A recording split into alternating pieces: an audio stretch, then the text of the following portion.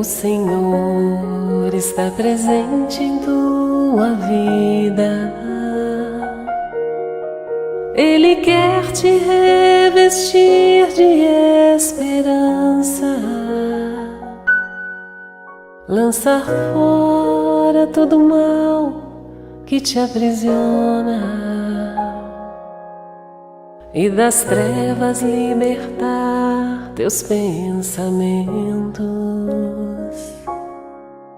O Senhor é piedoso e compassivo,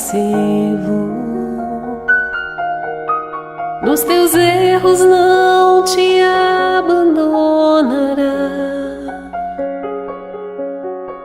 Muitas oportunidades chegarão a ti, no caminho certo te conduzirá. Vinde a luz, saia dessa escuridão. Olá, eu sou Lourdes Roim e você está nos 5 minutos de História e Reflexão. Hoje eu trago para você mais uma reflexão extraída do site da FEPARANA, com base no texto de Emmanuel, capítulo 10º do livro Caridade, que começa da seguinte forma: como seria enxergar as pessoas através dos olhos de Jesus? Como seria colocar essa lente sobre nossos julgamentos, sobre as conclusões a que chegamos, sobre as decisões que tomamos a respeito do outro todos os dias? Como seria olhar para a esposa, o esposo, os filhos, os pais, nas atividades e enfrentamentos odiernos com a visão de Jesus? E os companheiros de trabalho? E os estranhos que nos chegam com pedras nas mãos? E os que nos pedem ajuda? Para tentar construir essa possibilidade, recordemos de algumas nuances do olhar do Mestre. Muitos viam em Zaqueu o avarento incorrigível.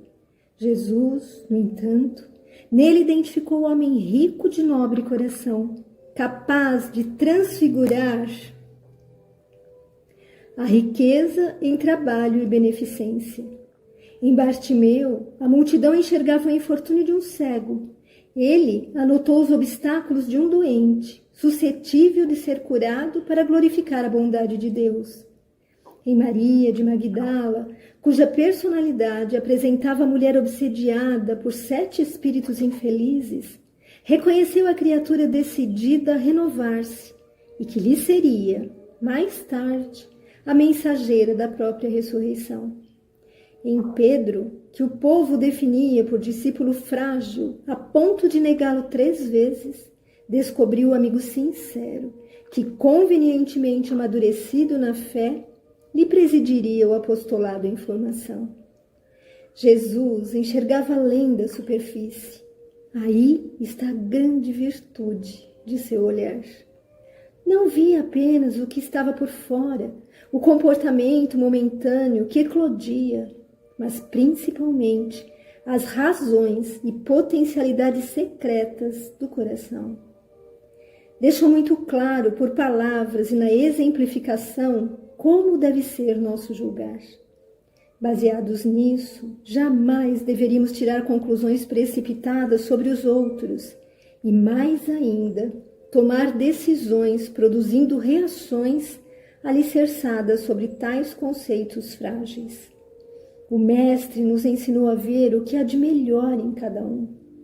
Isso não significa ter uma visão ingênua do ser humano, apenas valorizá-lo mais pela luz que emite do que pela sombra que ainda produz em seu entorno. Jesus enxergava as razões do mal, via esse mal como uma doença a ser erradicada, uma doença da alma. Combatia a doença e não o doente. Aí está o caminho a seguir. Aí está a forma de tratar o outro, que nos dará mais tranquilidade na vida e menos irritação, menos angústia, menos rancor. Os caminhos da vida são tão curiosos. O discípulo frágil que o nega se transforma em seu maior amigo. A mulher atormentada por espíritos infelizes, condenada por todos por ser de má vida, se transforme em grande servidora do bem. Não sabemos o que a vida nos reserva, mas podemos ter certeza de que nos guarda dias cada vez melhores, se conseguirmos, mesmo que aos poucos, começar a vislumbrar o mundo através dos olhos de Jesus. É uma lente de amor que colocamos sobre o olhar, uma lente de indulgência, de perdão. Comecemos a fazer este exercício agora, em casa, no ambiente de trabalho, no convívio breve com os que passam por nós. Observemos as pessoas com outros olhos, com os olhos de Jesus. Fique com Deus. Boa tarde a todos, desencarnados e encarnados aqui presentes. É um prazer rever cada um de vocês neste ambiente salutar e podemos nos encontrar hoje, neste momento, a fim de recordarmos Jesus em toda a sua plenitude. Recordarmos Jesus é trazer para o nosso dia a dia, para o nosso cotidiano, as bênçãos da Boa Nova, é trazer a alegria aos nossos corações e principalmente distribuí-la àqueles corações mais aflitos, mais preocupados, menos felizes. Possamos, agora em dezembro, principalmente, no entanto, abrindo um parênteses, sempre trazermos o Divino Mestre em nossos corações, em nossas mentes, para que Ele, além de modelo e guia da humanidade, seja o amigo constante, o companheiro inigualável das nossas vidas, o mestre incondicional em todos os nossos momentos, para com todos nós, em todos os instantes. E agora, onde nos encontramos? Aqui. Vamos celebrar Jesus. Através deste nosso encontro festivo, participarmos ativamente deste banquete celeste, que celebra a presença do doce Nazareno, do jovem da Galileia, que se estende até nós há mais de 2000 anos. E suas palavras vêm ecoar em nossos corações, em nossas mentes, em nossas consciências. E dando prosseguimento a essa reunião, que o nosso amigo, nosso irmão Alain, seja iluminado pela espiritualidade amiga, para que possamos compreender e estudar juntos as suas colocações e sentirmos a presença dele, nosso Mestre Jesus, a eclodir no imo de nossa alma, para que possamos não apenas repetir, mas sentir cada palavra desta oração. E vamos orar todos juntos. Pai nosso, que estais nos céus, santificado seja o vosso nome. Venha a nós o vosso reino. Seja feita a vossa vontade, assim na terra como nos céus. O pão nosso de cada dia nos dai hoje. Perdoai as nossas ofensas, assim como nós perdoamos a quem nos tem ofendido. E não nos deixeis cair em tentação, e livrai-nos de todo mal, que assim seja. As palavras são suas, Alain. Então, boa tarde a todos. Que a paz do Mestre Jesus esteja nos nossos corações, nessa tarde de sábado. Aqui eu gostaria muito de agradecer à diretoria da casa a oportunidade do trabalho.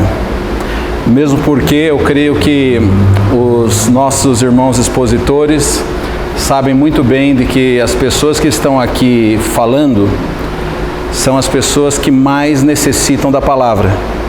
Então, Deus nos dá essa oportunidade de podermos estudar um pouco mais, ler um pouco mais, porque somos muito necessitados de praticar o que nós falamos. Então, essa oportunidade, quando vem a oportunidade, é a oportunidade da gente fazer a nossa autorreflexão. Então, eu me considero aqui hoje entre amigos, irmãos, e a gente vai falar junto, a gente vai discutir juntos as explicações dos Espíritos para com a gente, porque isso é o nosso objetivo, né? De aprendermos juntos, entendermos o que os Espíritos e Jesus nos ensinaram, e com base nisso, obviamente, nós vamos poder utilizar isso no nosso dia a dia, que é o grande desafio para todos nós. Então eu vou começar com a pergunta 1004. Está dentro do livro 4, capítulo 2, duração de penas futuras. E a questão é exatamente sobre o que está baseado a duração dos sofrimentos dos culpados. E aí os Espíritos nos colocam da seguinte maneira: sobre o tempo necessário ao seu aperfeiçoamento. O estado de sofrimento e de felicidade sendo proporcional ao grau de depuração do espírito. A duração e a natureza dos seus sofrimentos depende do tempo que ele emprega para se melhorar. À medida que ele progride e que seus sentimentos se depuram, seus sofrimentos diminuem e mudam de natureza. Isto são aí as explicações de São Luís. Olha que interessante, né? A gente observar o que é o tempo para nós, né? Quando a gente estava lendo sobre essa pergunta, a gente começou a fazer algumas reflexões de como a gente pode, né, fazer essa mudança do nosso comportamento de natureza. E olha que a natureza nos dá explicações maravilhosas. Eu vou dar alguns exemplos de algumas coisas que já passaram comigo, né? E eu acho que isso é interessante dividir com vocês, porque depois disso a gente começa a entender um pouco melhor sobre essa pergunta. Um exemplo de uma criança, né? Esse não era o meu caso, uma criança que, como toda boa criança, adora doce, não é assim? Adoramos doce. Só que se você exagerar na hora de comer um chocolate, principalmente naquela época de Páscoa, né? Que ganha vários ovos e tudo mais, a gente passa tão mal, mas tão mal, que passa muitos anos, as pessoas querem um chocolate? Obrigado, não quero. Mas por quê? Não é bom? É bom, mas o exagero faz com que nós mesmos cheguemos à conclusão de que eu não quero passar isso novamente. Então isso é um exemplo muito simples que eu quero trazer agora por uma reflexão da nossa evolução espiritual. Muitas vezes passamos momentos tão difíceis na nossa vida, duros, sofridos, e que nós, nesse momento que estamos aqui, falamos: como eu estou sofrendo.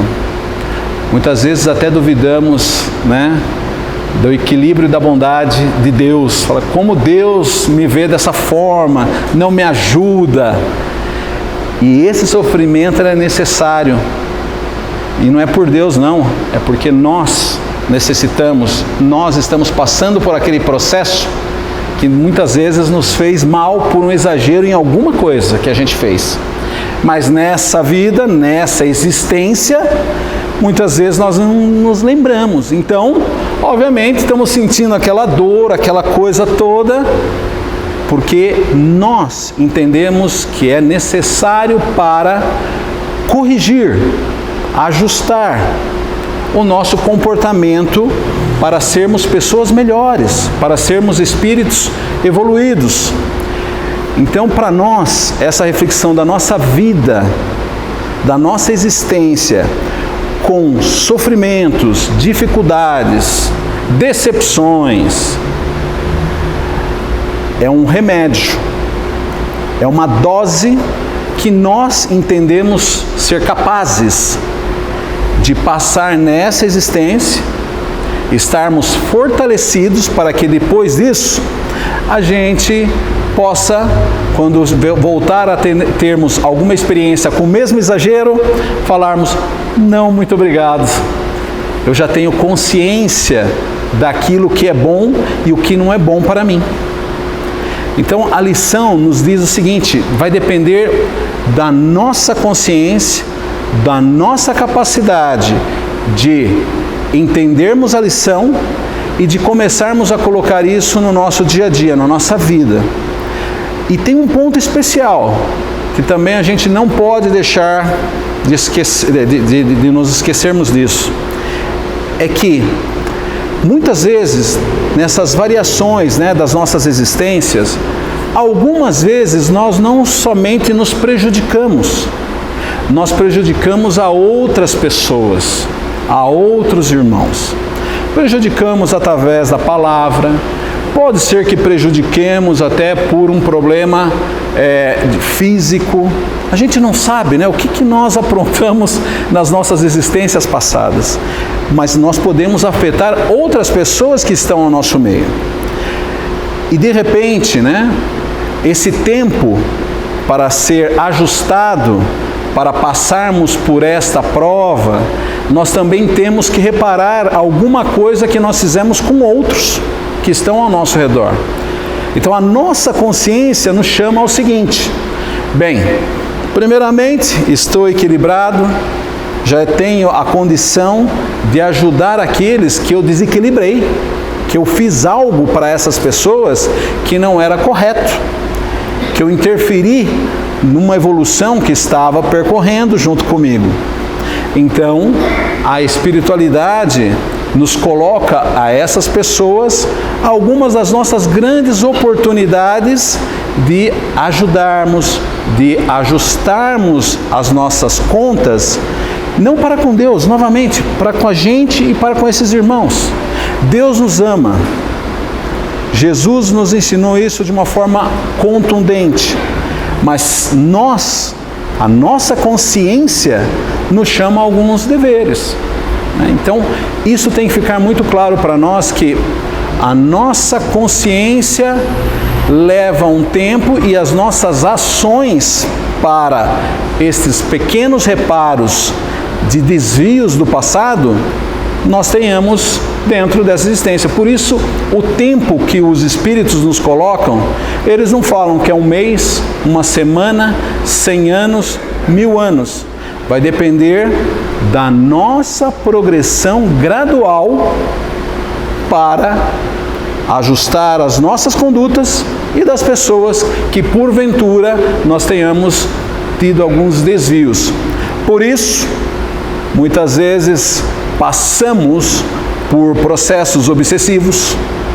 Algumas vezes temos na nossa família pessoas que são tão próximas e ao mesmo tempo tão distantes. Por quê?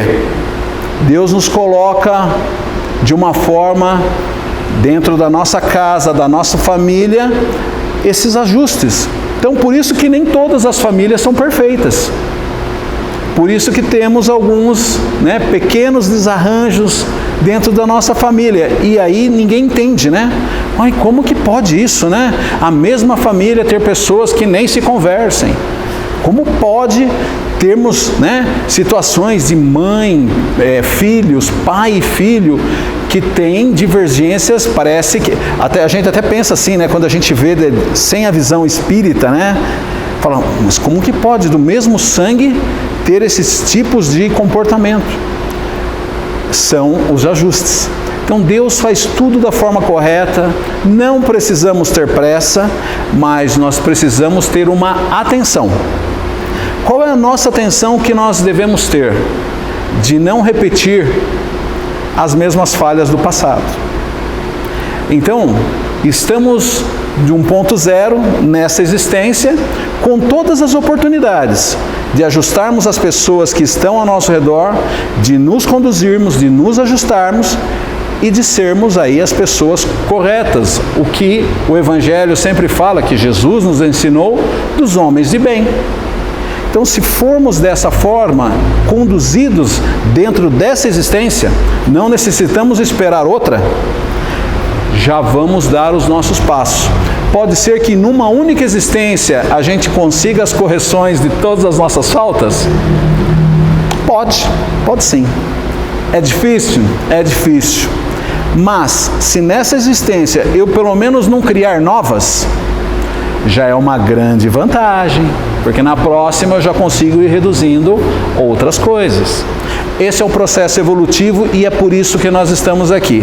Então, o tempo para nós é o infinito. A nossa consciência, a nossa conduta pode ser hoje, pode ser agora. Vai depender da nossa vontade e atitude de mudarmos. Então, a espiritualidade nos concede estas informações para que a gente faça a nossa autorreflexão. Eu já fiz a minha do chocolate, eu gosto de chocolate, como chocolate, mas nunca mais vou exagerar. Então vamos pensar agora no lado espiritual, o que nós estamos fazendo, o que nós já observamos que nós não estamos fazendo da forma correta, vamos também trabalharmos isso e entendermos como podemos melhorar agora, hoje, ok? Bem, essa é a parte do Livro dos Espíritos.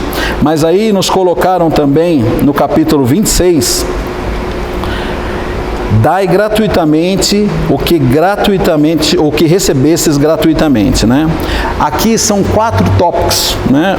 O dom de curar, as preces pagas. Não, aí vai até o item número 6.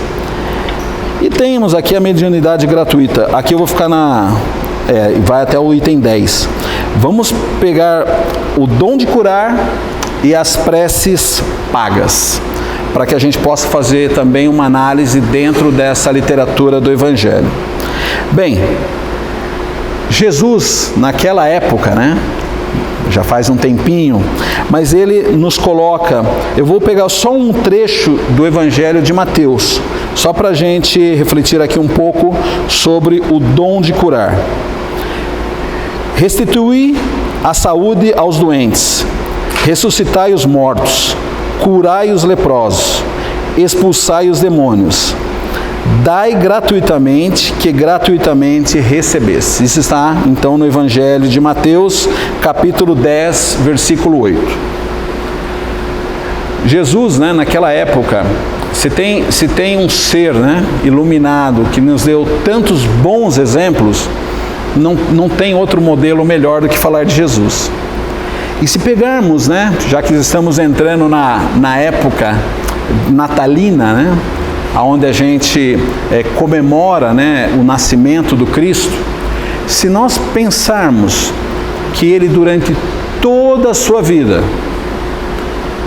tudo que ele fez, tudo onde ele ajudou, todas as suas palavras, toda a sua mediunidade, todas as curas, todos que para nós, né, são os milagres, né, as multiplicações de pães, de vinho, todo esse contexto, Jesus jamais solicitou 1 centavo para cada coisa que ele fez por nós. Ele só doou amor, ele só se doou ao próximo e nos deu muitos ensinamentos, né? Então, olhando o modelo espiritual de Jesus, isso já nos diz muita coisa no que ele coloca no Evangelho para todos nós, para realmente aquilo que nós recebemos gratuitamente, dar gratuitamente também. E olha só, né, a divindade, né, Deus nos dá tantos exemplos na natureza. Deus não dá sol somente para uma parte da população da Terra. Ele não discrimina. se vai dar sol para rico ou vai dar sol para pobre, se é para negro ou se é para branco. Não há discriminação. O sol é para todos. Então, a natureza já nos dá essa conotação. Também, se vamos ver a água está em todo o planeta, né? Temos a água para todos. Não há uma discriminação da água. A sombra também, as árvores também. Então, a natureza já nos dá totalmente uma visão de igualdade para com todos, né? De justiça, de igualdade, independente daquilo que nós fazemos. Se nós somos pessoas de boa índole ou se nós somos pessoas de má índole. Para Deus, somos todos filhos e Ele nos trata com igualdade. Então, quando observamos isso, temos que ter uma coisa na nossa consciência. Os grandes modelos, né? Primeiro, de Deus, Jesus, a própria natureza nos dá o sentido de igualdade para todos. Aplique isso para qualquer atividade da nossa vida. Mas nós não podemos esquecer que, na nossa vida de seres humanos normais, que não estamos ainda num grau tão evoluídos assim, na nossa vida, para que a gente possa, né, progredir, para que a gente possa viver em comunidade, existem algumas coisas que nós nos preparamos desde a nossa juventude, né? Nós estudamos, nós definimos uma carreira, nós começamos a trabalhar, e tudo isso para ter algo que nós chamamos aqui de dinheiro, né? O dinheiro para que você tenha uma qualidade de vida. Esse trabalho é algo que nós nos preparamos durante a nossa vida para executarmos. Isso é natural, sermos remunerados. Isso é natural. Isso não é errado, né? Porque nós nos preparamos para isso. Aí eu queria trazer esse contexto da parte mediúnica ou da parte espiritual, independente da religião. Mas eu quero fazer só um parênteses nessa parte da vida profissional de todos nós. Isso não quer dizer que nós não podemos dedicar 1 hora da semana para uma prática do voluntariado, um dia no mês. Eu vi uma reflexão de Raul Teixeira, que ele comenta exatamente sobre isso. Ele fala: poxa vida, todas as profissões que nós temos, nós podemos separar um pequeno espaço de tempo para o voluntariado. Porque isso, mesmo tendo, né, as nossas atividades, a nossa carreira, mesmo tendo isso, a gente pode fazer o bem ainda. Deus nos dá esse espaço. Isso é uma coisa para nós refletirmos, né? Poxa vida, será que eu não tenho, durante a semana, 30 minutos para ajudar em alguma coisa? Será que eu não tenho no mês, um dia para eu poder me dedicar a ajudar alguma entidade? Uma visita? Algo que ajude as pessoas que têm menos oportunidades do que a gente? É algo para refletirmos. Mas aqui, eu vou trazer agora, vou voltar à parte espiritual. Aqui também não podemos esquecer o seguinte: os nossos, né, hoje a gente pode falar isso com toda a clareza, né? Se pegarmos, né, situações de grandes missionários, como Chico Xavier, né? Eu me lembro no programa Pinga Fogo, quando ele conta, é até engraçada a história, que ele conta sobre uma fase que ele estava passando na vida dele em 1939, quando ele já estava lançando, né, um dos seus primeiros livros, que fez assim, que realmente abriu as portas aqui para o espiritismo no Brasil. E nessa época ele estava passando uma das maiores dificuldades financeiras da vida, porque o seu pai também tinha problemas de saúde. E, enfim, ele tinha os irmãos pequenos, o pai com problemas de saúde, o livro todos vinham falar sobre o sucesso da literatura, do livro. Pernácio de Além Túmulo, muito obrigado, seu Joaquim. Eu ia falar muitas graças, né? Desculpa. Esse momento, o pai dele, de uma forma, a pensar um pouco nas dificuldades dentro de sua casa, fala para o Chico, Chico, olha, a gente, você está falando que tudo isso, os espíritos que estão com você falam que é para ajudar os pobres, a gente está se colocando, vamos ver um pouco a gente é pobre, a gente está passando por dificuldade, não dá para você pegar um pouquinho desse dinheiro e trazer aqui para dentro de casa, que a gente também está precisando. E o Chico fala, de uma forma, ele falou, eu fiquei muito triste com essa conversa com meu pai, mas eu falei que não podia, porque não era nosso. E o pai dele acabou entendendo, fez até uma brincadeira com ele, falou assim, olha, Chico, tá tudo bem, esses espíritos que você tem é muito atrasados, são muito atrasados, eles não entendem o que é o preço do feijão, eles não sabem o que é pagar conta, então tudo bem, continua aí com os seus livros, mas se um dia eu vou desencarnar e eu vou parar aí a roda da Loteria Federal para você ganhar um prêmio, pode jogar de junho a dezembro, ele até colocou vendedor de bilhete, o pai dele era vendedor, nós vamos parar a roda da fortuna para você e nós vamos ficar ricos. E ele até faz uma brincadeira nesse programa e fala assim, eu ainda jogo até hoje, eu não jogo muito, mas eu jogo porque ele falou que um dia vai parar, mas na verdade não aconteceu, Então assim, o Chico, que foi uma pessoa, um missionário, que nós podemos falar aqui tranquilamente, um grande exemplo para nós, tudo que ele fez, com todas as dificuldades da sua existência, jamais utilizou um centavo de tudo que ele poderia obter para a sua vida própria. Trabalhou, se aposentou, viveu da sua aposentadoria, recursos limitados, mas com uma consciência e uma elevação moral diferenciada de todos nós.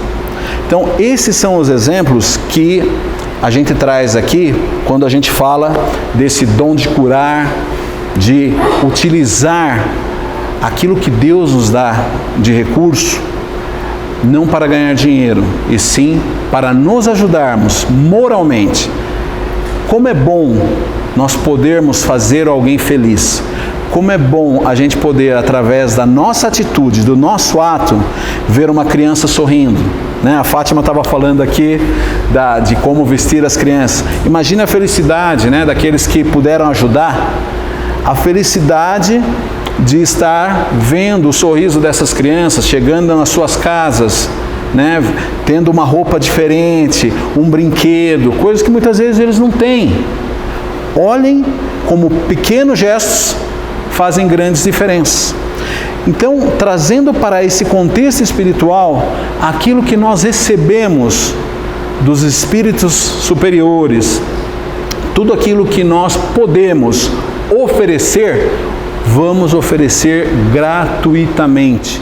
Vamos oferecer porque Deus já está nos dando toda essa condição. Então, se nós podemos colaborar, vamos colaborar. Mesmo porque a gente, da mesma forma que Deus nos dá, também Deus pode tirar, Vai depender de como nós utilizamos os nossos talentos. Eu sei que isso é de outro tópico do Evangelho, mas é uma grande reflexão para nós, Deus nos dá alguns talentos. Vamos enterrar, vamos crescer com esses talentos. O que queremos fazer? Então, o dom de curar, utilizemos todas as nossas grandes oportunidades para a caridade, para ajudar as pessoas, para doarmos um pouco que seja do nosso tempo àqueles mais necessitados. Eu me recordo de uma experiência, que a gente teve, onde a gente pôde ir visitar alguns amigos, num asilo, numa casa de idosos. E de verdade, a gente não precisa fazer nada, a gente só precisa chegar lá e sentar na frente da pessoa e começar a falar um bom dia, boa tarde, Porque eles têm tantas coisas que eles estão lá sozinhos, né? Só de ficar lá sentado escutando as histórias, as experiências dessas pessoas, de verdade a gente não faz nada. Mas para a pessoa que está do outro lado, que muitas vezes está sem ver os seus filhos, né, há anos, ter uma oportunidade de falar já é, para essa pessoa, algo extraordinário. Para nós, 1 hora aí do mês, que foi fazer uma visita para uma pessoa que estava muitas vezes sozinha, né? Então, são coisas tão pequenas que muitas vezes nós não colocamos isso em prática. Tantas oportunidades que Deus nos dá e nós deixamos porque nunca temos tempo, né? A gente tem tempo para muitas coisas. Muita gente fala que não tem tempo para nada. E na verdade a gente não quer ter tempo para algumas coisas importantes, porque para as coisas que não são importantes nós temos tempo. Garanto para vocês que nós temos tempo, eu garanto que muitos de nós aqui ficamos no mínimo, mas no mínimo, mais de 1 hora em celular, verificando Facebook, Instagram, WhatsApp e qualquer outra coisa do gênero. Mas nós não temos tempo para fazermos uma prática de caridade. Então, eu sou aqui o primeiro que estou falando, né? Não sou diferente de ninguém. Mas vamos refletir sobre isso. Eu acho que receber algo que Deus nos dá saúde, Deus nos dá uma condição física perfeita, Deus nos dá o tempo, Deus nos dá trabalho, Deus nos dá tantas oportunidades. Respiramos bem, bebemos água, caminhamos. São coisas que muitas vezes nós nem nos prestamos atenção nisso, né? Fica 1 minuto e meio sem respirar. Você vai ver que uma respiração faz toda a diferença para a gente. Só que nós nem agradecemos a Deus pela oportunidade que Ele nos dá de respirar. Então Deus nos dá tanta coisa. Aí, muitas vezes queremos cobrar coisas que Deus nos dá de uma forma gratuita. Então, por favor, né, aqui eu acho que a leitura nos dá muito claro isso, de todos os dons que Deus nos concede, que nós possamos utilizar isso de uma forma caridosa. Preces pagas. Primeiro, né, a nossa prece. O que é a nossa prece? A nossa prece é o nosso momento de estarmos falando com Deus, falando com os espíritos amigos. É o momento de nós podermos expor, agradecer, expor os nossos problemas, agradecer o nosso dia. É o momento de uma conversa. Podemos fazer isso algumas vezes no dia, podemos fazer isso uma vez por dia. Alguns fazem na hora de dormir, outros na hora que levantam, outros fazem quando estão dirigindo. Não importa. É o nosso momento de termos uma conversa com Deus. Usemos esse tempo, porque quando se fala, né, de preces pagas, para nós hoje já começa, não cabe bem no nosso meio de pensar. Mas existem pessoas que sim, fazem disso até um negócio, né? Fazem disso gerar um negócio. Então, para que a gente, né, tenha essa consciência, se apresse a nossa conversa com Deus, é uma conversa íntima, porque não tem ser que conheça melhor a gente do que Deus. Aqui nós podemos ter as nossas máscaras, né? As nossas máscaras estão aqui, para todos nós. Mas com Ele lá, não tem jeito. Pode fazer a máscara que quiser, Ele nos conhece. Então, esse momento é muito íntimo. Como nós podemos, através do dinheiro, pensar que alguém vai fazer isso por nós? Como nós podemos utilizar isso como negócio, né? Então, essa prece paga, eu acho que de uma forma bem clara para todos nós, vamos entender, é um momento pessoal, é intransferível, não dá para delegar a nossa prece, o nosso contato, a nossa oração com Deus. Não, isso não dá para a gente passar para outra pessoa. Faz uma oração por mim. Não, você pode fazer até uma oração para mim, pedindo alguma coisa, uma melhora, tudo mais. Agora, por você, não. É íntimo. Então, A prece paga não é um método, um processo, um fluxo que você vai estar ligado a Deus. E não é dando dinheiro, porque para Deus de verdade, né? As nossas fortunas, se é real, se é dólar, se é peso mexicano, não importa. Para Deus isso não vale nada. O que vale são a nossa conduta, os nossos valores. E aí não vamos esquecer, né, dos nossos valores morais, pessoais, profissionais. Esses valores é que contam. Então, se a gente pensar, né, acho que isso foi uma prática utilizada, ainda é por algumas pessoas, mas se nós pensarmos de uma forma clara, objetiva, tranquila, sabemos que isso não vai nos levar ao objetivo que a gente tem. Então, a grande mensagem sobre as preces pagas é para que a gente tenha, primeiramente, essa consciência de fazermos as nossas preces. Primeira, fazermos as nossas preces. Quem gosta de fazer uma vez por dia, faça uma vez por dia. Quem gosta de fazer 2, faça. Quem gosta de fazer 3, faça. Não tem problema nenhum. Mas que faça com o seu coração, que faça no momento oportuno, sempre se recordando que devemos primeiro agradecer. Não que nós não podemos pedir. Podemos. É nosso pai, é o nosso amigo. Podemos também pedir. Porque muitas vezes está faltando alguma coisa para nós, que nós precisamos de uma força interior, algo que nos motive. Peça também, mas primeiro agradecer, né? Essa adoração, esse louvor é importante. Agora, faça uma prece. Isso faz toda a diferença. Toda a diferença para o nosso dia ou no momento que nós vamos, sim, nos desligarmos do corpo, e aí o Espírito está ali, né? Depende do que nós pensamos, depende do que nós vivemos, depende do que nós vibramos. A espiritualidade está para nos ajudar, mas depende também de nós, né? Orai e vigiai. Orai e vigiai. Então, a prece bem feita vai nos levar a Deus, e nós vamos ter o nosso coração, a nossa consciência mais tranquila para suportarmos aquilo que nós falamos, né? Das nossas provas, das nossas dificuldades, de todas as dores, de todos os sofrimentos. Nós não sabemos o que vai acontecer com a gente amanhã, mas a gente sabe uma coisa, que se nós estivermos com o nosso equilíbrio espiritual, moral e físico, nós vamos ter saúde para passarmos melhor as nossas provas. Se nós não estivermos com esse equilíbrio, alguma coisa sempre vai nos fazer enfraquecer. Então vamos utilizar a oportunidade que nós temos para utilizar as preces de forma correta e fazermos essa ligação com Deus. Mais uma vez, muito obrigado pela oportunidade.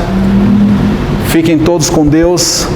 E espero vê-los aí em breve, né, numa próxima oportunidade. Graças a Deus e graças a Jesus. Boa tarde a todos.